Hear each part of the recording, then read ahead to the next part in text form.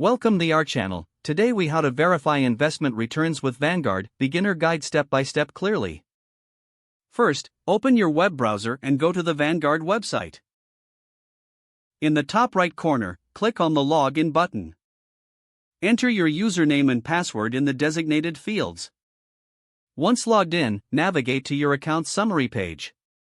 Look for the section labeled My Accounts or Investment Overview. Find the investment you want to verify. Click on the investment name to access detailed information. Scroll down to view the performance metrics.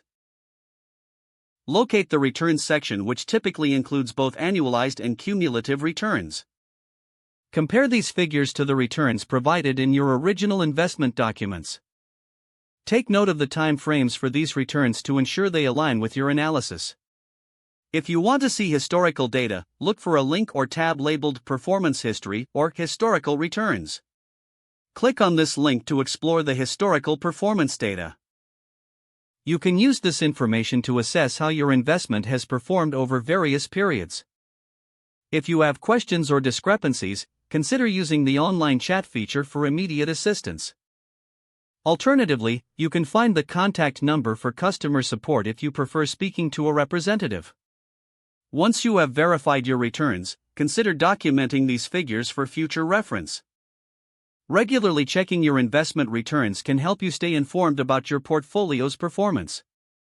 If the page does not load, refresh the browser or try again in a private or incognito window. Make sure you are using the correct email address, then retype it carefully to avoid small typos. If your password is not accepted, use the reset option and create a new strong password you can remember. Check your spam folder for verification. Enable two-factor authentication if available to improve account security and reduce unauthorized access risk.